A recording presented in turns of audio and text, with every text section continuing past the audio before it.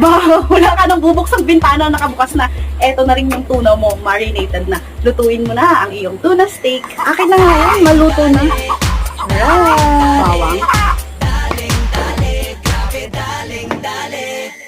Uy, sino siya? Ang lakas ng dating, ang lakas ng dating, ang lakas ng ganyan. Uy, sino siya? Pag nakitang gumiling talagang manggigigil ka. Galing mo, galaw na gusto ko. Sige, igiling, wag hihiling. Dito rin natin igigisa yung sauce ng ating steak.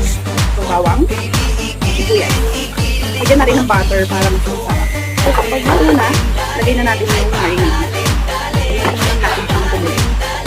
Ilagay natin yung mga napilito natin na tuna dito sa ating sauce.